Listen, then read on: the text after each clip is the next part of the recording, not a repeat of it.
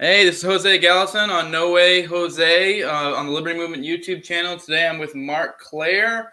It's been a long time in the works. He was actually supposed to be my first guest. Yeah, it's supposed to be my first guest, and which when I had nothing, I hadn't even done anything yet. So let that be a lesson to any of you guys who want to start some shit. That I mean, there are people out there. I don't think I've been told no by anyone I've asked for interviews yet, and I've had some fairly big names. Persistence is key in podcasting. That is true. That's the one lesson I can definitely take from having done it for 7 years. Like sometimes you have to ask a guest 25 times to get them on the show. Eventually, it'll work. Probably, maybe, not always. So far, I haven't had that issue. I mean, really, it's just more been scheduling and stuff because some people are pretty booked up. The big dogs, busy folks like me and you. You know, it's hard to make things work, especially with the time zones. Mm-hmm. Yeah, I'm busy. I have like multiple things going on in my life, so yeah, I have to. I only can do it in certain times. So, with that, I think I want to go into one thing I want to touch on. Oh, yeah, I didn't even talk about it. We're going to be talking about comics today because I know everybody thinks Marc Clair, I think Lions of Liberty. I don't know if a lot of people know that he's got his Second Print Comics podcast as well. That's what I want to change. I want them to think, oh, the comic podcast guy who maybe he does some libertarian stuff. I have no idea. But, that's kind of the vein of what we're going for in the Liberty Movement and the YouTube channel. It's like we're trying to look for more like cultural, like kind of like ancillary, like liberty-ish, because that's kind of the stuff we're trying to push. So this is kind of, as soon as I saw you had this, it's like, holy shit, I gotta get Marc. So, and then you're just like, yeah, I thought it was gonna be this battle, and you're like, yeah, okay, whatever. The only battle is against the scheduling monster, but that's the case with everything I try to do in life. Yeah, no, I get it. We finally conquered it, so we're good. Being unprofessional here, you want to go ahead and introduce yourself to the audience? I'm assuming everybody knows you, but I'm operating. Oh, you'd be surprised how many people don't know me, actually. Yeah. It's me and Brad Pitt in terms of recognizability factor. But yeah, my name is Marc Clair. I started the Lions of Liberty podcast a little bit over 7 years ago, just before this Tom Woods character started his own podcast. So I guess I inspired him or something. I'm not sure. But yeah, my basically the short version is, I was a big Ron Paul person. Even before that, I was actually a Ron Paul person before they were Ron Paul people. Like I got introduced to Ron Paul by my friend Howie. Back in college, which is way before, not to age myself too much, but way before his 2008 run when he blew up and kind of ignited the modern liberty movement. So, of course, that only inspired me even more to see how he got so fired up and was able to inspire so many people, even while he's being made fun of. People are talking down to him, and he just stayed stoic and just spoke his truth the whole time. And I found that so inspiring that I thought, and before that, for me, politics was kind of like a personal hobby. Like I didn't talk about it with people. I just kind of had these crazy libertarian thoughts to myself. But then I said to myself, if this guy can go on a national stage and be mocked, be made fun of, and still stay the course and still say the truth and never back down, like maybe I can do that too. So I decided I wanted to kind of speak out more, become vocal. I became one of those Ron Paul people who was always sharing videos.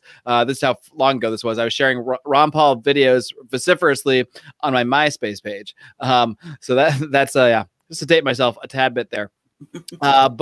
Eventually about 4 or 5 years, kind of a bunch of my friends came together. We all knew each other from Penn State. We kind of started this email chain talking about, at first it was the Ron Paul campaign, but it kind of evolved into talking about anarchocapitalism, the basic concepts of individual liberty, and became sort of like a debate club. And eventually 4 of us decided to start a website. That was the Lions of Liberty website, where we just kind of blogged and posted articles and commented on things. And then from that, I one day just decided to start the podcast because, believe it or not, at one point, there weren't that many libertarian podcasts out there, and I couldn't find enough to listen to. I know this is a shocking thing to hear from many people out there, but it was the case. So I decided to start my own. And like I said, Tom Woods caught wind of this and just started one right afterwards. But I like to think Tom Woods and I are co-founders of the modern libertarian podcast movement. But, I just made that up. So maybe we'll make that a thing. Tom's a habitual one-upper, I guess. Yeah. And while he was doing it, he was writing like 6 books all at the same time. Right, and 7 courses, and yeah. So a lot of blog, all that stuff. So you gave us a quick rundown, and it was kind of more the liberty you. I kind of want to know a little bit about the comics you, because, like, for example, me, like, I kind of more got into comics more as an adult. I kind of liked it a little bit as like a kid. Then I kind of like hit my jock phase, and I kind of just like, I don't know, I was almost embarrassed by it, and I became an adult and stopped fucking caring what people think. Yeah. So, so I'm kind of interested. I know you had a lull in your comic repertoire or whatever. I'm just a man of extremes. Like I went from being such a huge comic nerd. I say around 7th or 8th grade, a good friend of mine, Eric, who is one of our great patrons on the Second Print Comics podcast, I was friends with him, and we were really into pro wrestling together. So I would go over to his house and like watch pro wrestling. Like his dad would order every single WWF and WCW pay-per-view. So every single one I would go over, we'd hang out. And but he was big into comics too. So when we're hanging out, at some lulls between the wrestling, or I'm also checking out his comic books. I'm like starting to like, oh, this stuff looks pretty cool. And he kind of taught me about comics, like told me what was going on with Spider-Man and the X-Men, and taught me about all these hot up-and-coming artists like Jim Lee and Todd McFarlane. This is like the early 90s. And I just got really excited about it. I was like, wow, this art's really cool. This stuff is really awesome. And I started reading, and I got so deep in. Like I just went to the comic store one day and just bought like a bunch of comics. I bought like Fantastic Four, Spider-Man, X-Men. I mostly got into the Marvel stuff at first. And then it was really the big DC events of 92, 93. It might have been both 93 when they came out. It was The Death of Superman, which I'm actually currently reading because we're going to do it on the next episode of Second Print Comics. Not the next one to air, but the next one I'm recording. And so Death of Superman and Batman Nightfall both kind of brought me into DC Comics. And from there, it just kind of spiraled. When the Image guys came out, I got all big into Image. I got into Valiant. I got into I just went comic book crazy for about I basically from 7th or 8th grade through all of high school. And then in college, I kind of started to trail out a little bit. I found a local comic book store in my college, and I would go instead of once a week, I would go like once every couple months and pick up some books. So I was fading away, but still kind of staying in the mix a bit. And at some point I don't know what it was exactly. I think it was just, like you said, like becoming an adult and thinking it was, that was my kid thing. And now I've moved on. I've got other stuff going on. I'm getting a job. I have to work. This is my past. The comic books will stay at my parents' house in Connecticut, and maybe I'll look at them again someday. And I really spent about, I would say from like 2004, 2005 till maybe 2013, hardly even thinking about comics at all. And then I'm not sure what it was exactly that first got me back in, but I know there was like a local comic book store by the house I was living at the time. And I just kind of like walked by one day when I was walking my dogs, and I kind of just like was peeking in. The guy's like, oh, come on in. I was like, oh, I can bring my dog in. He's like, yeah, it's fine. Cause it's kind of like this open air comic book store, Dream Worlds in Culver City, California. Check it out. If you're in the area, really nice guy that owns it. But yeah, he kind of invited me in. And I kind of told him my whole story. I was like, oh, I used to be really into comics, and I told him what my favorite books are. And my favorite book of all time was Savage Dragon, which I talked about on the Second Print Comics podcast. And I told him that. He gave me like some of the new Savage Dragon issues, and he gave me like 30 or 40 comics for free. He just gave them to me. Like he was so excited to see someone like that had been away for so long, kind of getting back into it, that he just like loaded me up with books. And a lot of them were like Marvel books that I didn't really get that into, but one of them was, like I said, Savage Dragon. And I was like, I read that issue and I was like, oh my God, this happened. And I don't want to say what this is for anybody who might not have read the whole series yet, but it made me want to go see everything that had led up to that, which was like 100 issues of stuff. So that was like my first kind of foray back into things, was trying to go back and find all the Savage Dragon issues and catch up on all of that. And yeah, just kind of spiraled from there. Once I got back into that, I started just getting back in general. I started finding, some comic book podcasts, and they really kind of led me into, I think at this point, it was probably around DC Rebirth that I started getting more back into mainstream comics again, or maybe even Secret Wars right before that, around that time, 2015, 2016. And I think in many ways, technology has helped me too, because to me, it just like as an adult, it's like, I don't have time to go to a comic book store like every week. And Remzo might be shaking his head at this, my co-host on Second Print Comics, because he's a huge proponent, and I understand it, of the print holding the comic, the feel of the comic. And I certainly understand that feel, because I still feel that way when I go look at an old comic book. And but there's something called convenience, and it is so convenient for me now to just read a comic without having to leave my house, that it really made it feel more accessible to me again. So that really is also a big part of me getting back into things. The fact that if I want to go read a book, I don't necessarily need to like drive to 20 comic book stops to go find it. I can just go online and either buy it on Comixology instantly. Or now, I mean, there's so many apps out there, like, you know, Marvel Unlimited for $6 a month. I have every Marvel comic essentially ever made. There's the Hoopla app, which is like the most amazing secret ever when it comes to comics. If you have like a library card, really all you need is a library card from anywhere in the US, and you can go online and join Hoopla, and it's basically like a digital library, but they have so many comics. It's just unbelievable. I've read like hundreds and hundreds and hundreds and hundreds of comic books on Hoopla over the years. So in so many ways, technology is just, because it's made it so easier for me to go back and read old things, find out about new things without having to invest like hundreds and hundreds of dollars it would have taken to do that back in the day. I mean, that's been a huge boon. And I've really rediscovered my passion for the medium. And that rediscovering that passion is what eventually led me to starting this podcast. Because, you know, one thing I was finding, you know, it really started during the pandemic when it first started anyway. And I got furloughed from my job. I spent a few months in Mexico, and I was really trying to apply myself. I was trying to develop new skills, start new projects, really use the time wisely. And then I also find myself thinking, man, I really want to read some more comic books now that I have this extra time. But I was like, how can I justify this? I can't. I'm trying to really better myself here. I can't justify dedicating hours and hours to reading comic books again, unless I make reading comic books part of one of my new projects. So that was my brilliant idea, to convince myself to chalk off hours and hours every week to read comic books so I could do this podcast. So the first person I thought of was my friend Remzo Martinez. I've known him for years through the Lions of Liberty, through podcasting in general, through the libertarian community in general. It's actually kind of a full circle thing in some ways, because you know, he first reached out to me maybe, you know, 5 or 6 years ago. I'm not sure exactly where we kind of collided into each other on the internet, probably on a Facebook group or something. But he's like, "Are you that Marc Clair?" I'm like, "That Marc Clair? What does that mean?" He's like, "No, the Lions of Liberty." He's like, "Yeah." And he's like, "Wow, you helped inspire me to become a libertarian and go all this." I'm like, "What?" I said, "This is like before I realized that people are actually listening to the podcast, and some people actually do get inspired by what we do." So at some point in that run, you know, we ended up finding out we were comic book fans, and at one point we actually started doing a bonus show for our respective podcasts where we looked at the Watchmen reboot that Jeff Johns did. Doomsday Clock. I almost had a stoner moment there. We were looking at Doomsday Clock, and so that was sort of like at first it was monthly, but then that book became delayed by 2 months, delayed by 3 months at a time. But that's the first kind of experience we had hopping on talking about comics together. And I felt like we had pretty good chemistry doing that.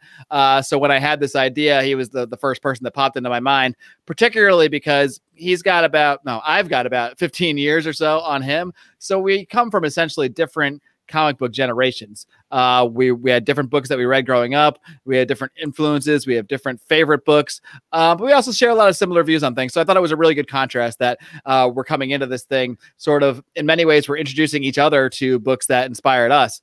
So not only am I getting a chance to go back and look at the comic books that inspired me and that inspired a lot of the TV and media and movies that we see now, but we also get to introduce each other to those comics as well. And hopefully in that process, introduce the listeners or reintroduce people for the lapsed fans. We're kind of there for everybody. I think we're great for the lapsed fan that is like me and you, that had a period where we kind of fell out of things, and maybe we have these fond memories of childhood of reading X-Men and Spider-Man and reading all these various books. But also for people that are just finding out about this stuff in the first place, because we really do our best to try to break things down, you know, at a beginner level for people that really have never read this stuff before. So I think it's very accessible for anyone, no matter where you are on your comic book journey, whether you're you know, a veteran or whether you're a lapsed fan or just a complete newbie. I think we're kind of something for everybody, as cliche and cheesy as that is. Yeah, comics are such a great medium that, like, and it's like weirdly, like, I like to read a lot of like libertarian books and stuff, but it's like kind of a great medium where it kind of like switches it up and it kind of is like more relaxing, and even like it will tackle like really lofty stuff sometimes. Like, but even then it's still like a break from like reading like, I don't know, fucking like I don't know, like 1984 or fucking Mencken or some shit. Like it's I think that was part of it too, because I got so immersed in the world of libertarian politics. I was either always doing a podcast or talking about politics or philosophy or reading a book of a guest I'm going to interview, that I really felt more of the need to mix it up, to like have something else in my brain where I'm not just reading just about all this political stuff. Although, you know, when you get into this mode, you start to see the politics everywhere, because it really is everywhere. At the end of the day, politics is our core beliefs, and our core beliefs, or it stems from our core beliefs, and our core beliefs are everywhere in culture. So I think in some ways, the more I try to get away from it, the more I get back into it, because you realize how pervasive everything is, how much it all kind of lapses together. The line between culture and politics can be very blurry. Yeah, that's for sure. And it is cool in that, like, I don't know, let's be real. With our philosophies, most stuff doesn't necessarily appeal to us, like in that way, to our philosophy, but you can read something. For example, my favorite author is probably Alan Moore. Yeah, our comic book author, and he is not at all. I mean, like we're probably both. I think he's an ancom, so we're both anarchists in that sense. But I didn't even know anything about his politics, really. Don't quote me. I mean, this is something I'm pulling on my ass. I can see it. It totally makes sense. I'm almost certain he's an ancom. Like 95% sure he's an ancom. And yeah, I remember I just heard it in passing. I'm uncovering some Reddit threads talking about talking about anarchy. Now I want to interview Alan Moore. Yeah, for which podcast I don't even know. Yeah, right. You could do both, but yeah, I'm pretty sure. Yeah, he's an ancom, so that's why probably like why I do appeal to him to some extent. But like, there's a lot of his stuff I'll read, and there's a moral to it. It's obviously like political, and it's like something I don't agree with at all, but I can still be like, this is a great story. And I don't know, there's something to that. It's kind of like, I don't know, maybe in the political sphere, like reading a book, if I read something that completely opposes my viewpoint, or even if, say, it's like Bill Maher, sometimes it comes off as grating, and it's like hard to find those. But in comics, it kind of like allows you to explore those philosophies without getting super fucking irritated. Sure. I mean, this is the one thing that Remzo and I talked about recently, because we went back and read the Max from Image, Sam Keith. And there's a lot of themes about feminism in there. But one thing we discussed is, like, at no point, I mean, different characters are talking about their views about feminism, the views of women, the roles of women in society. I mean, these themes are throughout the whole book. But we both agreed that at no point, and when you hear me say that, you might think, man, this book sounds so preachy. It doesn't come across that way at all. It comes across like actual people you could know in real life, having actual conversations and actual sort of different thoughts, different takes on these things. It's not even showing you one view of feminism. They actually like have arguments where people are arguing about different feminist authors that come from things in totally different perspectives. So at the end of the day, though, it's the question is it adding to the character? Is it meaningful to the story? And in the Max, it absolutely is. There's other circumstances in certain, like, I know a lot of the stuff that like Remzo complains about with the new wave of a lot of stuff you see in Marvel comics, where they're obviously just trying to shoehorn certain things in just because, we have Riri Williams just so we could say we now have a black chick Iron Man. Yeah, didn't they only switch that over in like a fucking one shot or some shit? Like they just like, he's black now. It wasn't even like a natural transition, if I remember. Yeah, yeah. I read some of those books, actually. There were a Bendis run of Iron Man where it's not a good story. And that really is the point, is when it's a good story and it makes sense for the story, then it's fine. And if the story sucks because you're shoehorning it in, not creating a natural story and a character that evolves in a natural way, then fans by and large are going to reject it. And I don't know if fans have rejected Riri Williams, but she's certainly not a popular character, but by any means. I'm not trying to pick on her. She's not even a real person. Why do I have to feel bad about picking on her? But there are other examples, like Miles Morales, for example. I think has been always a great character, has been done really well.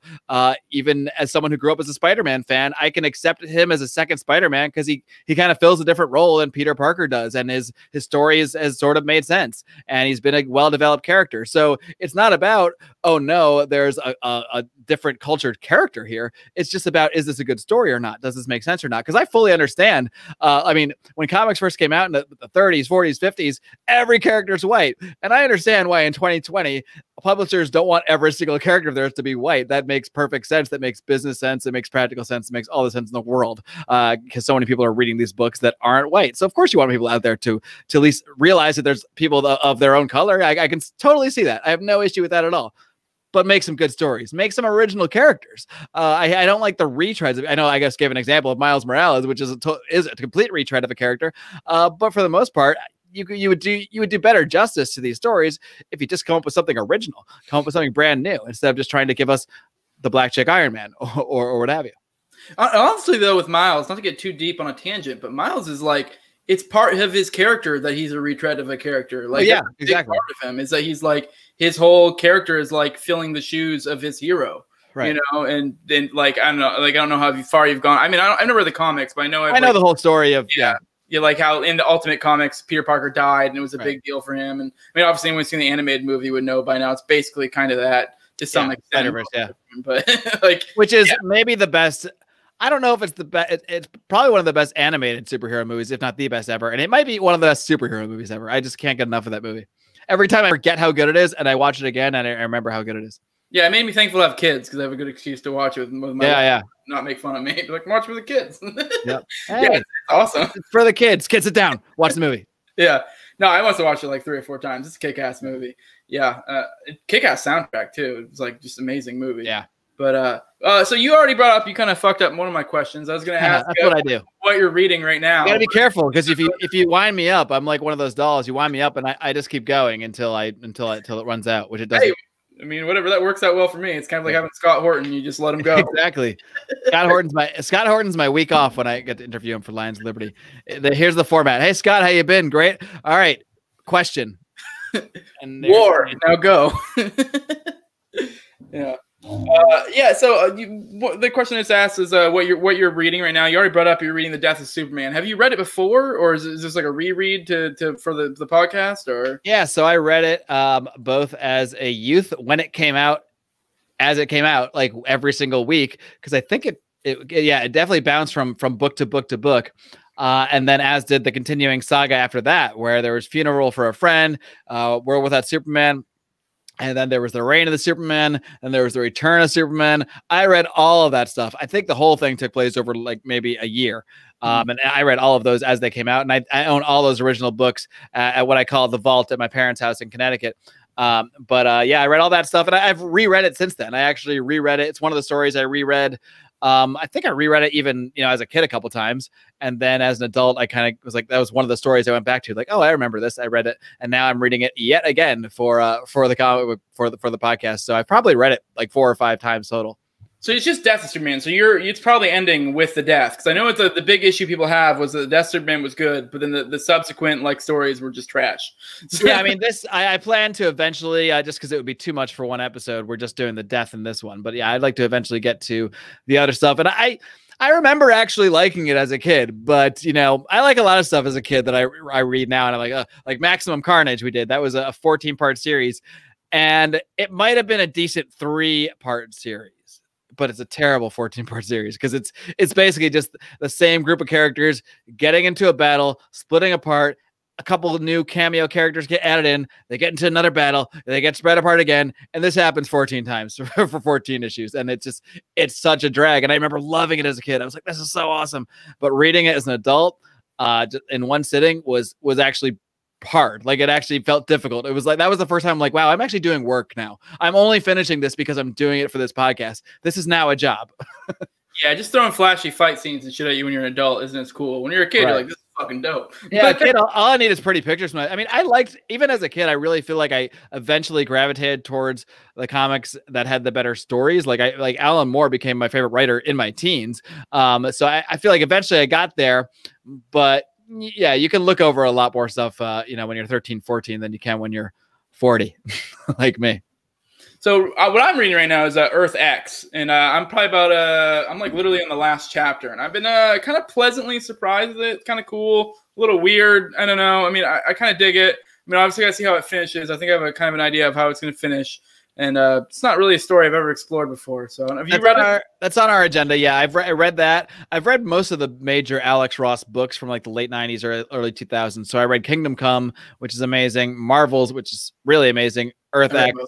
Earth X, I remember the least about. I just know it's in the future and things are weird, and I can't really remember as much about the plot. So I'm probably most looking forward to going back to that one, just because for some reason I remember the least about it. But I think Marvels and Kingdom Come are 2 of my favorite. I say 2 of, but that of is like, there's 100 stories after that. But 2 of my favorite stories out there, and these are all on the agenda coming at Second Print Comics. I'm gonna hit all of my favorite stories, and so is Remzo. And then I don't know.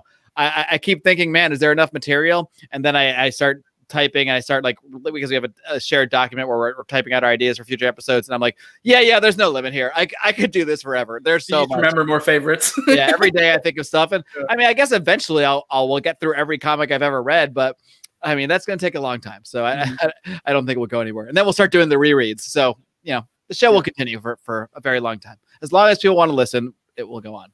Yeah, I've really dug Earth X. I mean, it's like, it kind of draw obviously was Alex Ross, the art, but like it's been pretty cool. It's kind of like a cool what if, because there's so many what ifs. Because there's the whole idea of the story, for those who don't know, is that the entire world, for you don't know why, it's kind of a mystery. You're finding out as it goes, because the Watcher, who this is being told from his perspective, has like lost his eyes for like 20 years. Someone blinded him. So he's kind of getting filled in, and you're getting filled in as it goes. And the whole world has somehow gained superpowers. Like it's kind of assumed that they've all kind of like are mutants, sort of like their gene has kind of like come out kind of deal. And it's just, and you're kind of figuring out as it goes. And so there's a lot of cool what ifs, you know. There's also a lot of characters that were mutants or Inhumans before who kind of developed secondary mutations and like further like gain powers. So it's kind of cool. There's a lot of like weird, it's almost like a bajillion what ifs, and like it's one of those cool things where sometimes you can like see in the background of the art, like, oh yeah, there's that character, and oh shit, that's what they did to them to change them this way. Like this was their secondary. It's just really cool, and especially with Alex Ross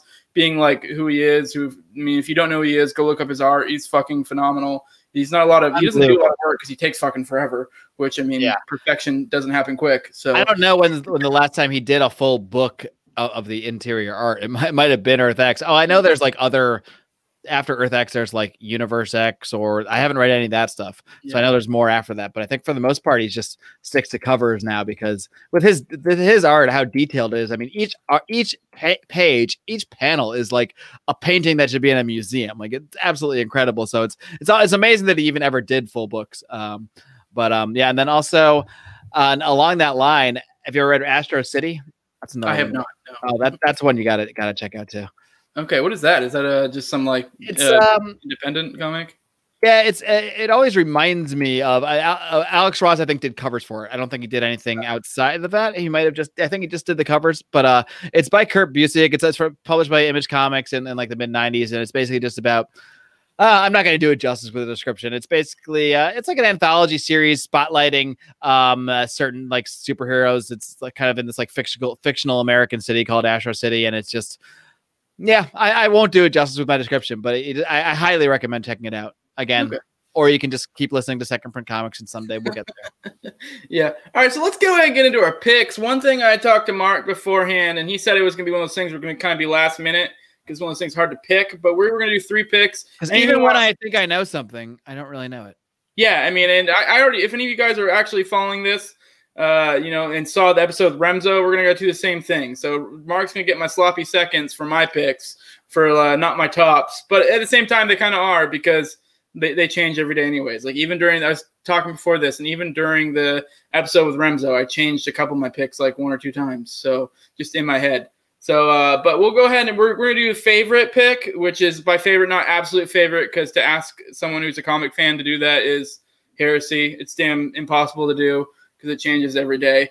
And then we're gonna do best for new readers, kind of like a new readers pick, you know, something that the new reader could jump onto, and then the most liberty minded. So with that, I'm gonna have Mark go ahead and introduce his favorite pick, or one of his favorites. All right, so there's a couple of ways to look at this, but my personal favorite book is Savage Dragon. That's my favorite book of all time. That's because that is the book that I have read from the beginning. If I'm just looking at like an overall book, that's by Eric Larson. He was a Spider-Man artist, one of the founders of Image Comics, and Savage Dragon was a character he created as a kid. It was like it was the character he always said, when I can do this full time, and it's just me, I want to do this. I want to do this character in a comic, and I want to do that for the rest of my life, the rest of my career. And he has done just that. Like since he started that comic in '92, he has done that comic, the same run. He has written and drawn every single issue of Savage Dragon. He has inked a large majority of them. And at one point, he was doing the entire book. He was even lettering it at one point. Now he stopped that because it was just too much. But he has really committed it to it. And I think that's part of why I love it so much, because there are certainly better runs that I love out there. Like Alan Moore's Swamp Thing run is just epic. I mean, it's one of the best runs on a comic ever. That was my pick last week, or not last week, but with Remzo. Right, and that's what I was tempted to think about. But when I'm just thinking of my favorite, if I have just pick up a book, any issue of any book, I'm going to pick up any issue of Savage Dragon because it always clicks with me. And this is saying a lot because Erik Larson's politics couldn't be more different than mine. He is not shy about it either. I mean, he inserts his politics right into the book. And that's how much I love it, that I can overlook that. I just don't care because to me, and I guess maybe, yeah, it does feel preachy at times. Yeah, I shouldn't say he's not always in the book. It's just when it is, you know, like, I mean, he has a cover of the main character, Malcolm Dragon, endorsing Joe Biden and Kamala Harris. And that's the cover of the book. Like, so like, that's how blatant it is. And he did the same thing with Bush. He had a whole issue where I have this thing on Second Print Comics where I always mix up the words issues and episodes, probably because I've been reading comics for so long and podcasting for so long. I get confused. So I often call issues of comics episodes, and I often call episodes of the podcast issues. Just something to point out because I just did it right there. This is what happens when you're just doing stuff all the time. But yeah, I mean, Savage Dragon to me it's such a amazing. It's inspired by so many ways. Like Erik Larson's art and a lot of the stories he goes into are so inspired by like people like Jack Kirby and like the imagination that he has. And I feel like Erik Larson is always reimagining this book, reimagining the characters while staying so goddamn consistently true to those characters the whole time. It's really an incredible thing to see over the course of almost 30 years now. And I think that's why it just is always at the front of my list because it's the book that. It wasn't what got me into comics, but it's the first book that I got in on from the ground floor and never stopped reading. Even and it's also then what got me back into comics. It's what reignited that passion because you know it has made me feel so connected to the characters and feel so connected to the book. Like it's like a part of me now. I couldn't imagine like not knowing what's happening in that book. So it's the book that I feel the most connected to, and I think any comic fan, if they give it a chance. It's not necessarily maybe going to capture you right away, but if you give it a chance and you let it unfold, I have a hard time thinking anyone's not going to eventually fall in love with it. It might not be for everybody, but and it's everything. It's everything comics ever needed to be. It's amazing action. It's inventive stories. It's compelling characters, and it's all. And the most fascinating thing about how Erik Larson does Savage Dragon is that it happens in real time. So that book started in 1992. It's 2020. Every character in that book has aged 28 years in that time. And he takes all that into account. And characters have died and their kids have grown up. And you see all this play out. And you see characters, children interacting now where their parents interacted, 20 something years ago in the comic. And there are things that tie in. I don't want to spoil it for anyone that wants to go through the run, because if you get through this whole run, like your mind's going to be blown so many times. But in the last year, I think it was in the last year or two, there was a scene in an issue of Savage Dragon that completely tied in and made sense of a scene from like issue 16. And it was just like, oh my God. and the crazy thing is maybe he didn't plan that out issue by issue, but he did plan it out. Like he really did that scene intending to pay it off down the road. Maybe he didn't have the exact time planned out, but like that, he is looking at this book as his life's work, as something that's always going to make sense. And he's going to continue to do it as long as he's alive. He's like, I'm not ever retiring from Savage Dragon. I might retire from everything else I do in the comics world, but he's never going to retire from Savage Dragon. I just think that's awesome. I mean, that's the dream right there. The only way I can see that possible is if he took like a hero's dose of some sort of some hallucinogenic and just well, he'll definitely retire it from it being monthly, because many times over the years it is faltered and it is not I think Invincible did more issues than Savage Dragon in a shorter period of time, because Invincible actually was every month, and Invincible I love too. It's one of my other favorite comic runs.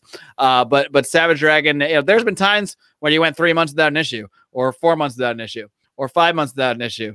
And then maybe you'll get two coming. It just depends, because a lot of times Erik Larson has taken on other big projects. He's done some work for Marvel, some work for DC. He was actually publisher of Image Comics at one time. So whenever he pulls himself into another thing, any Savage Dragon fan can tell you that's when the issues start slowing down. I definitely think at some point, his output will probably slow down as he ages. I'm sure when he's like 95 years old, he's probably not going to be inking, writing, and coloring every book every month. But I have no doubt that he will continue to keep whittling away as long as there's breath in his body, because the passion is so clear. And it's just such an amazing thing to have been able to do over such a long period of time. And to maintain the same book. He's so anal about having done every single issue of the book that I don't know if you know, in like after the first year of Image Comics, they did a whole thing. It was actually in response to the Age of Apocalypse, because Rob Liefeld got word. He talks about it on his podcast, Observations, that Marvel was doing this big event where they're going to reset the X-Men with Age of Apocalypse, and it was going to be this whole new thing. So they're like, well, we got to do something too.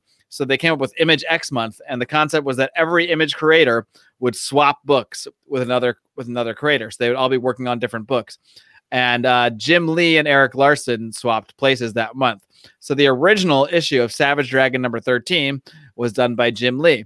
The original Wildcats number 13 was done by Eric Larson. But then Eric Larson was like, no, I got to have the consistent run. So he did a new issue 13 to replace the old issue 13.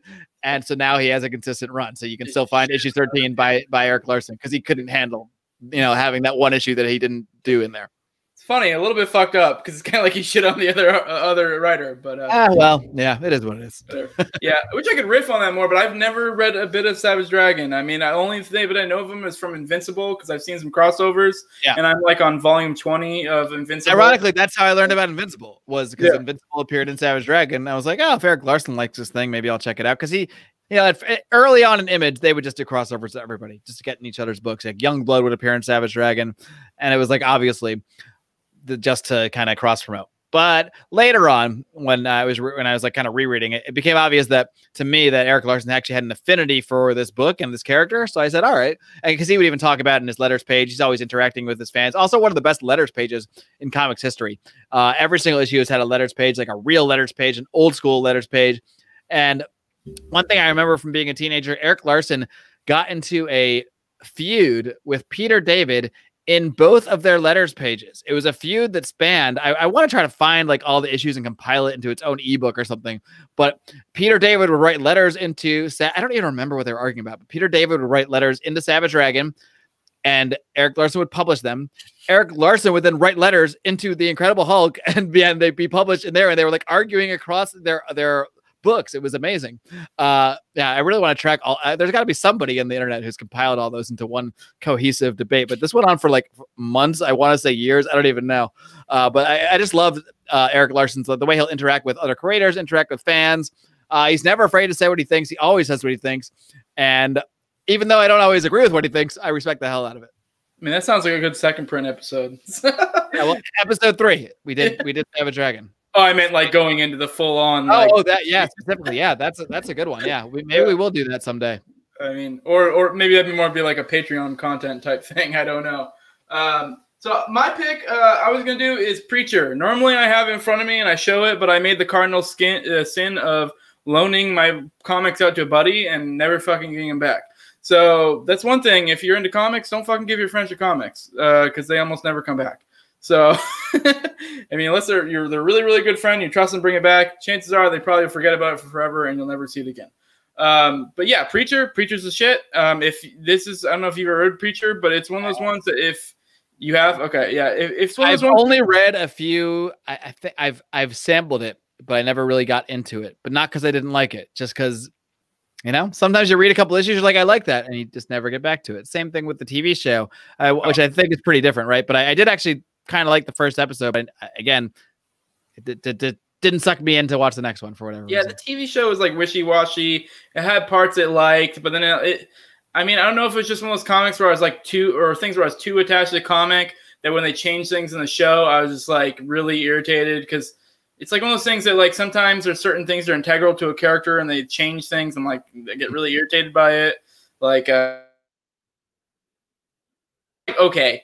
But yeah, no, the book is one of those ones I would highly suggest for you to go back. And I mean, obviously you probably read a shitload and there's so many damn comics to read. You really can't hate on anyone for not reading any one comic, but it's on the list of books I want to go back and check out. Cause I did read, I feel like I read maybe the first few issues or the first run. I know I've read a bit of it, but I never got super deep into it. Yeah. I think you, especially like not that I necessarily know you, but from listening to your content and stuff, I feel like I kind of know you. I feel like it'd be something you'd like. Cause it's very sacrilegious, goes into like kind of spiritual. It's very,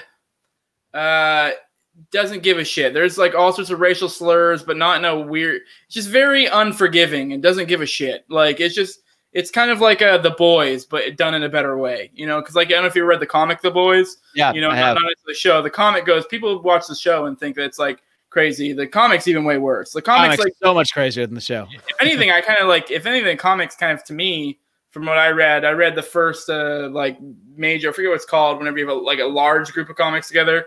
I read the first, omnibus they call it. Omnibus, yeah. I read the first one. It's like over the top in my opinion. I don't really care for it. It's like not that I have any problems with like gore or sex or any of that stuff, but sometimes it's just like they're doing it just for the sake of doing it. Yeah, I don't feel like I get that out of Preacher, you know? I like it, but I could definitely, there's certain scenes I was like, oh, I don't know if I needed that. you know? Well, it's just like, it's like, cool. I'm seeing you, I don't know, fuck a goat or something, like, haha. Like, I don't know. If it's not anything, if it's not really driving the story forward, and if it's just like you're just doing over the top shenanigans to do over the top shenanigans, and it's not really anything that entertains me, really, I'm just kind of like, cool. Like, okay. Like, I'm not offended by it. It's just whatever. Right. At the end of the day, I mean, that's the one thing with Eric Larson, too. I mean, he has gratuitous sex and violence, but not all the time. It's very like spread out. It's sometimes it seems like all the time because it really stands out when it does. And I'm not saying it's always necessary, but it is always driving a character story in some way, shape, or form. I don't know if that's always the motivation for it, but it does make sense. You know, it's not just, oh, you put that there just to shock me. Although there is that, like, I mean, there have been issues of Savage Dragon that are so gratuitous that I'm like, I am actually shocked at what I'm seeing. But then I also realize like I am shocked for somewhat of a storyline reason as well. So yeah, no, Preacher definitely a good one to check out. I won't go too deep into it, but basically the vague idea of it is dude gets this magical power, comes down. You find out later that power is like a fucking demon and an angel fucked, and they created a child, and it threatens hell and fucking heaven, and God has stepped down and is no longer doing God shit. And now the Preacher, with this like new entity inside of him that gave him the power of the Word of God, is on a search to find God and to get him to fix things. And it goes a lot of different twists and turns. It's like if I was to describe it to you, it sounds kind of retarded, and you're like, this doesn't sound like it'd be interesting, but it just sounds dumb. Like one of the main characters is a vampire, and there's no reason. There's like vampires isn't a big part of the show. Just he's a vampire, it just is. Like, it's kind of like, why is this guy a vampire? Because he is. Vampires are popular, so we needed a vampire. Yeah, and I don't know. It's just a cool story, but it's like there's so much like, even though it is like really over the top and like, you know, just craziness, it is like it's also weirdly kind of beautiful. There's like, you know, elements of like love. There's elements of, you know, friendship, of like, it just kind of creates like a deep story, and then it kind of has a deeper meaning. One thing I always got out of the story that I thought was really cool is the kind of way they depict God. Because like, I don't know if like, I'm not a religious person. I would consider myself like an agnostic atheist. Not that we're going too far down that, but the way that they describe God is kind of, it flips it on its head. Like you have a lot of religious people who will say, oh, well, we're created to exalt the Lord or to worship him or whatever, or, you know, we are here for his pleasure. Like, I know growing up, I was religious, so I heard a lot of these tones, but then when you read Preacher, that God, that is true, that is the case. But then they flip it on its head, and they're kind of like, well, what kind of asshole would do that? Like, would you create a whole race of beings just to worship you and like make them flawed just so that they can worship you? Like, are you really that full of yourself? Like, it's just kind of an interesting, like the way they flip it and kind of make it like, well, you're kind of a it's really self-evolved asshole, aren't you? It's just kind of funny the way they flip it on their head. That's kind of one of the biggest things I got out of it. And just God is kind of an asshole. Yeah. It does sound like something I would enjoy for sure. Yeah, it's definitely really cool. And I don't know if you watch the show, the cowboy is actually probably one of the more interesting characters too. So, because he's essentially only the one episode. Oh, okay. Well, he's like the Angel of Death, but I guess the Angel of Death is like a literal like Western cowboy for some fucking reason. But he's actually kind of a badass. So, and it's like he can basically kill anyone. And he's like basically undefeatable. But then the fact that Jesse has the Word of God, they kind of cancel each other out because he can never cause him a problem. I don't know. Not to go too deep. I can go on this forever. We'll go into your best for new readers. This is a tough one because I feel like it really depends on the reader in many ways. It might just like depend on where I think they're coming from. But I think the biggest thing for a new reader is to not overwhelm them. I don't think you should toss them into like, the middle of Spider-Man, like something with like 40 years of history, or really any mainstream book. I don't think you should toss them right into, at least not into like current continuity of anything, because that's just going to be so confusing. I mean, it's confusing for people that have been reading comics for 30 years. It can be hard to keep up with comic book continuity. So for newer readers, I have a few different ideas actually, but I think the one, since we're going to settle on one, I'm not going to take the time to name like my top 7 books for new readers. I think I would actually, if I really want someone to get into the medium of comic books who didn't want to get into it before, I think I would recommend them to read The Walking Dead. And this is the comic that I didn't read until I got back into comics around 2013. The show was already out. I had watched the show. I liked it, didn't love it. I didn't really get past like the 2nd season. It didn't capture me that much, but obviously I was aware of it. But even before I had gotten back into comics, I had actually seen some people I work with like reading the Walking Dead comic book.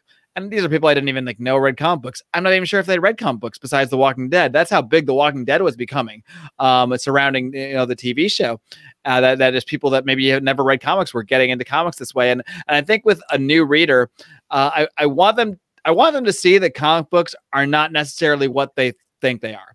That comic books are not necessarily just heroes in spandex and just, cheesy good guy versus bad guy stuff. That comic books are simply a medium, and this medium can be many, many things. And I think that The Walking Dead is just a great example of how the medium of comics can be done in a way that is just that you don't normally think of when it comes to comic books, that have thrown the entire idea of superheroes at the window. And even on the surface of what you think The Walking Dead is, a story about humans fighting zombies, it has nothing to do with zombies. Honestly, there are zombies in the book, but it really is about humans. It's about humans dealing with absolute crisis, which and this could be, it's zombies in The Walking Dead, but this could be, for example, a pandemic, a disease of some kind. It could be war. It could be so many terrorism. It could be whatever you want to fill in here. But it's really about how humans respond to major calamity when they're in situations that they're completely taken out of their comfort zone and they're in survival mode. This could be an EMP attack. It could be so many different things. It just happens to be zombies. And I just think the book is so well done. I really just checked it out just to check it out. And it's one of the few books, the 2 books that I would describe this way, are books that really like got me so excited about comics again, were The Walking Dead, both by the same person, by the way, Robert Kirkman, and Invincible. I had heard about Invincible through Savage Dragon when I was catching up on that and decided to check it out. I instantly fell in love with it. And honestly, Invincible is another pick I would choose in there. It's kind of my 1A and 1B. Maybe if I feel like they're more inclined to sort of be into superhero stuff, I might send them to Invincible, because it takes superhero concepts, but it flips so many of them on their head, and it's such a compelling story. Much like Savage Dragon, it's like a really complete run, like of whatever 200 something issues it is, and it's just such an impressive run to me as well. But if I'm gonna pick one, I'm still probably gonna lean towards Walking Dead, just because it's so outside of the normal stereotypes of what comic books are, what the medium it is, as it really shows you what the medium can be. And The Walking Dead is just everything. It's drama, it's horror, it's suspense, it's everything that a TV show could be, but it hasn't quite been from what I've seen. And it's just really like the characters compel you so much. That's what it comes down to in The Walking Dead. Like, there's cool scenes where they fight zombies. There's compelling moments of conflict. But at the end of the day, I mean, they make you, by the end of Walking Dead, by the end of his story arc, they make you feel so bad for Negan. I mean, they make you actually like love this character who is a complete piece of shit. I mean, as bad as he is in the show, he's like worse in the comics. He's a horrible, horrible person. But somehow, naturally, over the course of many years of books, they actually do make you feel for this character. And eventually you learn more about his backstory. You learn why his bat's called Lucille. And it's like, it's just really compelling. And in a way that not many books have done for me, they have made me truly, truly care about the characters in the book. And when someone dies in that book, by God, you feel it like every single time. I mean, it is like, because like, so, and the book is done in the way that you pretty much know everyone's on the death list. Like anyone can die at any time.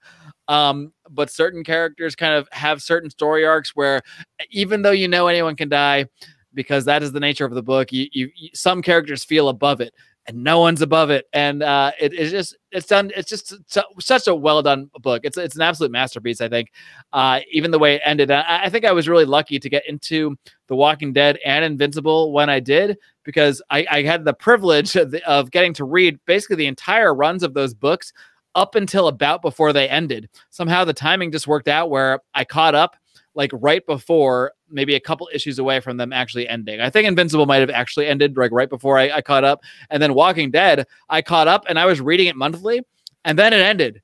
But it ended, there was no announcement. No one knew this book was ending, including myself, until you picked up that final issue and you realize it's the final issue. And it was just done so brilliantly. I mean, how often can you kind of swerve the reader that a comic is ending? Like nowadays, I mean, you know when characters are dying, you know when books are ending and new number ones are starting, you know all this stuff months and months ahead of time. But somehow Walking Dead, I think he even, I don't quote me on this, I think he even put out like fake previews for next issues so that they were still appearing in the previews. That's how much like people didn't know that this book was ending when it was. So because it's like such a complete package for me, and I could really just I could just tell someone, if you like it, read the first graphic novel and then read the rest, and you can read the whole thing. And I think if someone can get into that book and see it for what it is, it'll really open their mind to the medium overall, as opposed to, if I toss them into the middle of Marvel or DC, it's just gonna confuse. If I pick the right story, it might excite them, might interest them, but decent chance it just scares them off too, because they don't know who these 70 characters that were just referenced are. Yeah, I mean, even if it is like this one single story, like for example, like Swamp Thing's a good example. Like I can be like, oh, Alan Moore's run of Swamp Thing. If I was going to pick that, for one, I would never pick that for a beginning reader. But let's say let's say that story was a little bit. But more I might, depending on who they are. Like if it's true, if I do someone that is really into like, I don't know, like Stephen King books, maybe I toss them to that, someone that I is into like, that kind of feel of things. So it's all like an individual thing, but yeah, that's why it was a tough question for me, because it's like, I don't know which specific person I know am I recommending this to, But yeah, I mean, my point I was getting at with that was like, even if I was to be like, hey, this author's run of this story or whatever, then to them, it's like for this entrance thing, it's like, it's still attached to this like greater mythology. And even though it's like, you could read Alan Moore's run of Swamp Thing and not have to read any other Swamp Thing. I don't think I've ever read any other Swamp Thing other than Alan Moore's Swamp Thing. I don't think I've read a word other than his appearance in other comics. But if you're a noob, you don't know. You're just like, what? Like, this is just seems a weird spot to jump in. You're like, no, Dr. Arcane. Why is he dead? Why do I care? I mean, there is a little bit of stuff in the story that you're like, what? But you're kind of just roll with it and you're like, who fucking cares? But yeah, that is pretty much what I do. I roll with it. For my pick, I did Batman, The Dark Knight. Hit my mic. Batman, The Dark Knight Returns. It was on my short list. It's a good one. Yeah, I figured it was a good one for new readers because it's a dope story for one, and two, it's really, you can kind of just read that story and then that's it. Like, I know there is a sequel. Don't read the sequel. It kind of sucks. There's a threequel or whatever you want to call it, and I've never read that. I don't know. I mean, I think is it still ongoing or is it over now? I don't know. I think they just did the 3. I'm pretty sure. Okay. It was like Dark Knight Returns and what? Dark Knight Returns again. I don't remember exactly what they're called. They're all like a take on that title. Well, I knew they were still writing the 3rd one. I just forget what it was. I just don't know if they finished it or what. I mean, I don't know. I never really heard anything that compelling that really made me want to watch it. I don't know. I didn't really care. Like, or not watch it, read it. But yeah, I don't know. Especially because the 2nd one kind of messed it up for me. Maybe if the 2nd one had been better, I'd been more apt to want to read the 3rd one. If anything, Dark Knight Returns kind of was like almost, for me, it was like the Batman Bible. So like to make a 2nd, it was like, I mean, it's not a very good metaphor, because if you're a biblical person, you know the New Testament kind of is a sequel. But let's say it's all together. If someone was to make a sequel of the Bible now, you'd be like, what the fuck? Like, no. Bible too? Well, actually, they did do that. But yeah, it's the New Testament. Yeah, that's my point. Oh, that was the joke. Come on. Yeah. But yeah, no, it's just a kick-ass movie, and it's kind of just Batman older. Especially now, if you went and read it, if you've watched Batman vs. Superman, I mean, that movie sucks, but there's a lot of beats they took from that story. And if anything, movie that every time I want to like it, but there's problems. Yeah, I don't know. They tried to cram too much into one movie. They tried to cram in Superman v Doomsday with Dark Knight Returns, with also let's introduce Wonder Woman too. It's just and Lex Luthor. It's just like way too much all at once. Yeah, if you read Dark Knight Returns, it'll kind of bum you out as to what Batman vs Superman could have been, because like, I mean, not that I want it necessarily to be exactly that book, but like, for example, like the motivations of Batman and Superman fighting, retarded, didn't make sense at all, like just stupid. In the book, in the comic book, it makes sense. I mean, a lot of people argue that Superman's motivations don't make sense and aren't in character in the book, but you can kind of, you know, make yourself, you can buy it, because a lot of people are like, because in Batman The Dark Knight Returns, it's like futuristic. All the superheroes are no longer active, and except for ones who work for the government, and Superman's one of them. And a lot of people argue that Superman would never do that. And the whole point of the book is, you know, Batman comes out of retirement because, you know, Gotham goes to shit. And in the end, he ends up having to fight Superman. That's the most popular part. There's a lot of other cool parts to it. There's, you know, him kind of like battling, you know, there's I forget, it's like the head of the mutants or whatever, which it's a fight between him and the head of it, but really it's more of a fight against him. It's like against himself is kind of what I always interpret as. It's kind of him aging and kind of them, you know, visually representing that, and how it's like he has to learn how to adapt to his old age. So like, yeah. And then there's also, you know, that he has to fight the Joker again. And that, I feel like that kind of represents how he's getting older and getting sloppier, and kind of how maybe he shouldn't be doing this anymore, because anyone's read the book knows what happens with Joker in that, and it's kind of due to a fuck up from Batman. So yeah, I don't know if you have any thoughts on it. If you want to pontificate on Dark Knight Returns, if you have any thoughts. I love the book. I think it's a great choice as a starting point too, because especially because I did try to think of like a Batman story, and that's the one that I thought of. But I wanted something self-contained. So that's why I think it works for a new reader, because most readers know who Batman is. So it's okay to toss them into Batman as long as it's not too overwhelming. And I think it's self-contained enough. Like, you know, it's not a million references. They know who Superman is. They know who the Joker is, and they don't need to know anything else because the story tells you the rest. And it's again, a comic that's done so much differently than other comics, even of its time, over comics overall, that I think, and I think that's the goal with a new reader, unless the new reader is like a 13-year-old. If it's like an adult that I'm trying to get into it, I want to show them the adult side of comics. I want to show them that comics are not just little kiddie stories. Like, there's compelling stories here, and they're not necessarily what you think. And I think that story checks those boxes while still keeping them in an area that they are kind of familiar with. Like, they know who Batman is, they know who Superman is, etc. Yeah. With that, you want to move on to your liberty-minded pick? Let's do it. Let's do it. What you got? This is actually the hardest one for me in many ways, because there's not that many stories that are, at the same time, there's not that many stories that are explicitly libertarian. I can also find libertarian themes like anywhere I look, you know, if I really want to find them. I can find a libertarian character or a character that has a libertarian viewpoint. But for me, I thought about Watchmen. It's not Watchmen, but I thought about Watchmen because this is one of my favorite stories. I think there are libertarian elements you can take from it. I wouldn't really necessarily call it libertarian story, but there's certainly lessons you can pull out there. But I actually went with another Alan Moore story. I'm going with V for Vendetta. And I think that's a good one too, because a lot of people are familiar with the movie, with the film. And I think the film, as far as adaptations go, it's fairly close. You know, it's close enough for my liking, I guess I should say, as far as movies go. And it's just it's a really compelling story about this guy V who's fighting against this fascist government, and it really lays out, you know, what it really does, like, lay out what fascism is, what fascism would look like. And while I'm not necessarily in agreement with the actions of the character, I would not recommend blowing up buildings and things of this nature. It is also a very inspiring story, and it really does it does more to highlight political issues and the sort of dangers of tyrannical government, the dangers of what a government can become when the citizens are basically either are asleep or compliant or not paying attention for long enough. This is what can happen, and it's all too real, especially nowadays. It's literally all too real. It's now the year 2020, and there was I think that's when the book took place, and there was a virus, and so yeah, it's actually way too close to home now. But as far as stories go that kind of highlight a lot of the political themes, it's really hard for me to think of too many more that do so more than V for Vendetta. And I'm sure that's on your list somewhere, with you being such an Alan Moore fan too. Yeah. So my pick for most liberty-minded. Don't tell me. V for Vendetta. All right. See?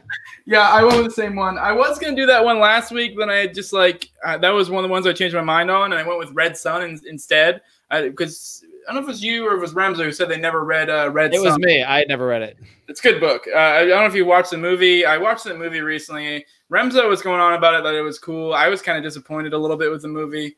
I mean, it was still good. I think from someone who's not emotionally attached to the book, they'd probably enjoy it. But for me, being a little bit emotionally attached to the book, there was a couple of beats that I thought were essential they missed. But whatever, you know, it's still good. But just know if you watch the movie or not. But yeah, no. Red Sun was last week. V for Vendetta. Yeah, you are right. The set. I don't remember what the year setting is, but in the book, literally, I mean, the setting of the story is in like England, essentially. I don't know if it's London or what. And in V for Vendetta, America is currently a shit show. It's essentially anarchy, and not in the way that me and you would think of anarchy, more in the way that, like, you know, your normal dude off the street thinks of anarchy, you know? Bad anarchy. Yeah, the bad anarchy. You know, the ANCOM type anarchy. Just kidding if you're an ANCOM listening. Yeah, no, the bad anarchy. And the reason why is because of a virus that was released by the government. I think they imply it was the UK government in this, but it was released by the government, and the United States has completely gone to shit because they just fell apart from it. But instead of going to shit, UK went full on authoritarian, and that's how they got it together. So yeah, it is very creepy. I actually got my wife to watch the movie in the middle of the pandemic, at the heat of it. I mean, you're in Cali, so we did the same thing. We watched it recently over the pandemic time as well. So my wife loves the movie. So. My wife had never seen it, and she actually still hasn't seen it all because she got like halfway through and was like, "Turn this shit off." She was like, "It's good, but I can't fucking do it." That's sad. It is really. And you're still married? Wow. No. Yeah. No, I mean, I watched it too before she did, like, because I was kind of just like, I wonder what it'd be like to watch this right now, because it's like weirdly borderline prophetic. And yeah, it's scary watching it now. It's creepy watching it, especially because it was like, I mean, I'm in Florida, so what I would consider the heat of the pandemic is different than probably what you'd consider the heat of the pandemic in Cali. But what I consider the heat of the pandemic, I watched it then, and I was a little bit like, this isn't as fun as the first time I watched it. Yeah. I mean, it's interesting, but not as fun. Yeah, it stops being as fun when it's like actually happening around you. I'm like, wait a minute, I can't quite enjoy this much now. Yeah. I actually think they might bust into my house. The one thing about it that is like, at least in the movie, it really struck me, like all that torture he puts her through, and then you're like at the end, you're like, that part didn't seem necessary. I don't think you actually had to do that to prove your point. Yeah. It's funny. Have you read the comic book? Yeah, because you're now more fan. Yeah, I don't know if you. A way I always tell people when it comes to the book versus the movie is better for it's better in the sense of that it's great. It's good for it's more relatable because it's like more made for like kind of like a post 9/11 era kind of how it's written. And then the book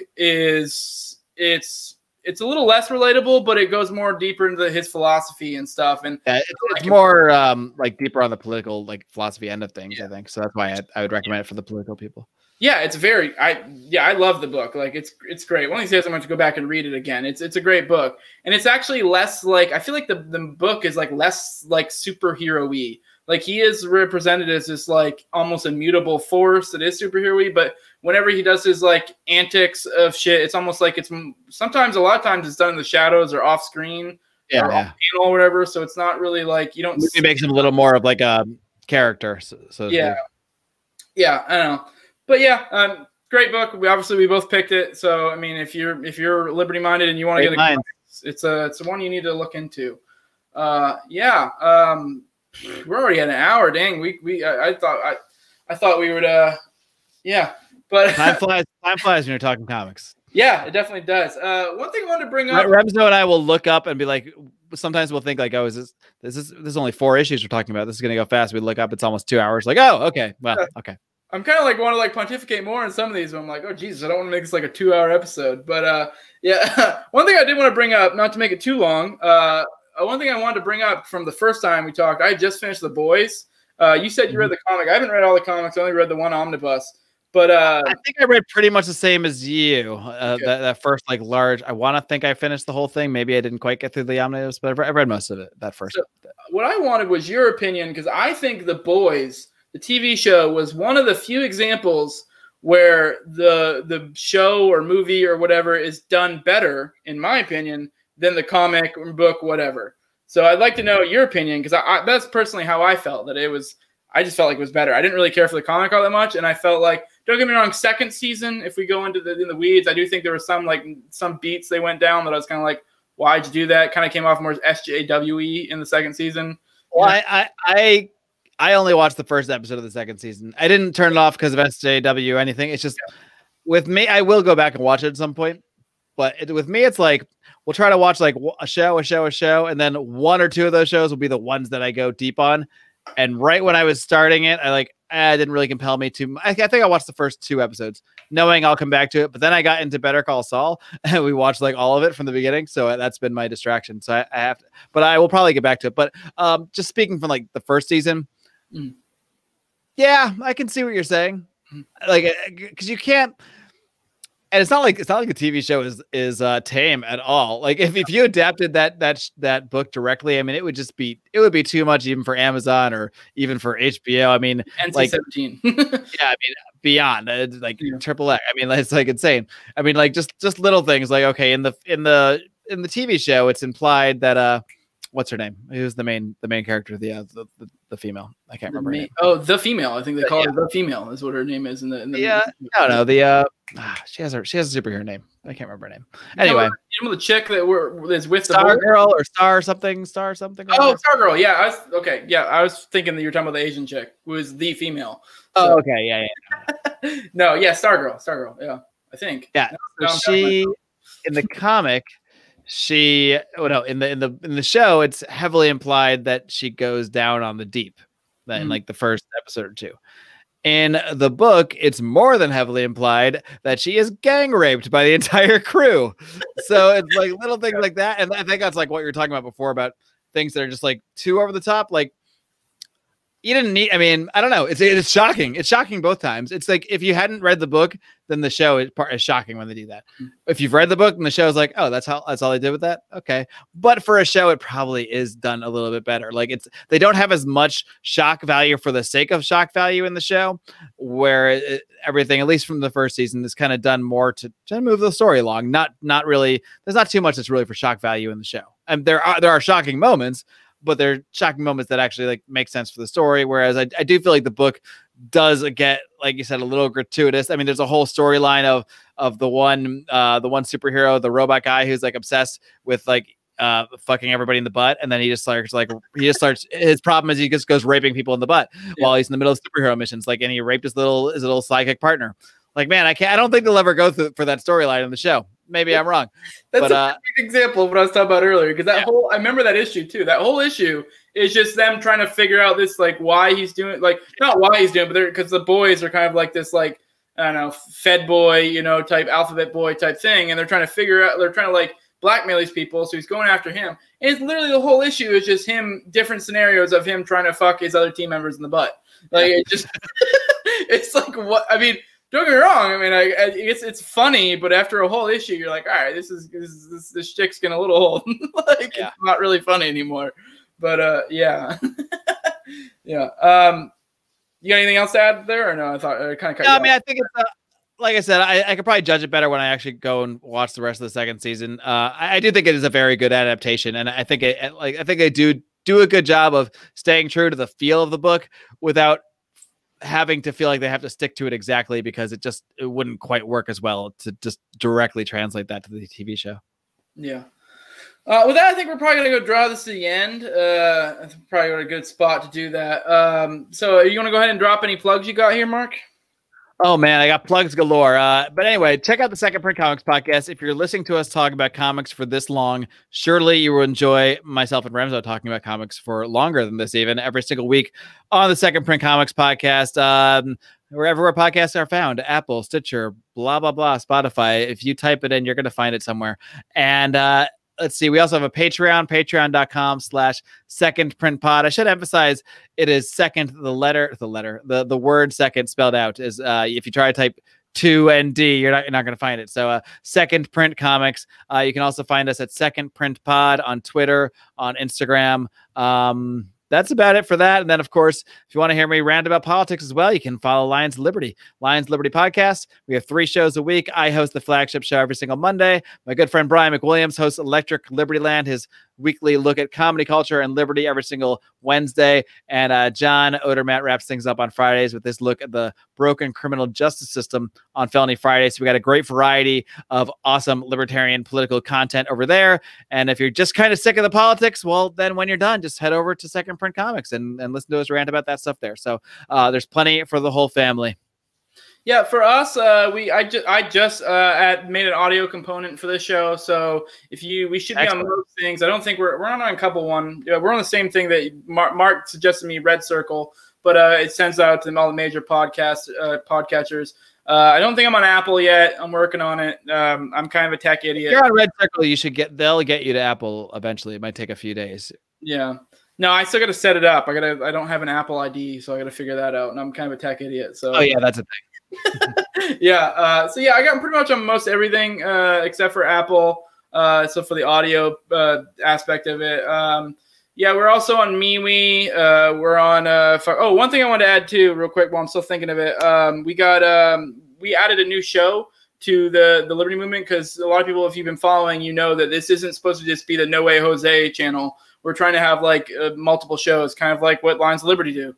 And we added the best form of flattery, so I'm all for it. Exactly. That's kind of what we stand on the backs of giants, or whatever the hell the saying is, or shoulders of giants, So we added not actual anarchy. Actual anarchy is one of those shows. It's the Last Nighters. And that's the where we're trying to be, cultural and like non-political to some extent, kind of vaguely, liberty-minded. They do a movie review thing, and that the Last Nighters is their cleaned up version where they do a little bit less politics, and they have their actual anarchy show, which is the same exact thing but with additional, like, going more into the political stuff. So if you're interested in that, we just dropped their show recently, which was with the urban. Well, actually, he's not the urban agrist anymore. He's changing it. James Gentleman. He's still indeterminate of what his new brand is going to be. So we'll see on that. But he did an episode with them where they talked about the movie High Rise. So check that out if you're interested. If you've ever seen that movie, I think it was like in 2015 with Tom Hiddleston. Loki. To tie it back to comics. Yeah, so we're on MeWe, we're on Facebook, and a bunch of other stuff too. I'm gonna put it on the video description. We got so much shit now. I'm getting tired of dropping the plugs every time, so I'm just gonna say, look at the video description. Life of a podcaster, get used to it, man. You gotta plug. You gotta always be plugging. Yeah, I plug, but I'm gonna start selectively plugging because I just start feeling like I'm droning on. Hey, if you don't plug yourself, who's going to? Yeah. So yeah, check the video description. We're pretty much damn near everywhere: MeWe, Facebook. BitChute, Library, YouTube. Now I'm on the audio stuff. So I'll be on that. We'll also have a bunch of Mark's plugs in the video description as well. So yeah, with that, it's been great having you on, Mark. Like I said, it's been a long time coming. Let that be a moral to anybody out there who wants to do a podcast. Go do it. Because I don't think I've been told no by anyone yet. So yeah, just do it. That's my key advice. I could literally give hours and hours, and I do some podcast consulting on the side as well. If anybody wants to hit me up for that, mark.clair@gmail.com.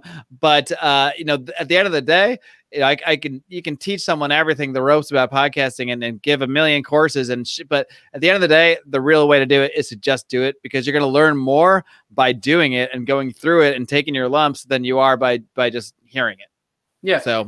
And yeah, I have a full-time job. I have another side job as well. And this just is like I do like two streams a week. It's not that big of a deal. If it's something you want to do, it's not really that labor intensive. Just do it, So yeah, with that, I'll go ahead and stop rambling. Like I said, it was great to have you on. It's awesome to finally get around to doing this. I've been looking forward to it. So yeah, deuces. Thanks, Jose. It's been a blast. All right, see you.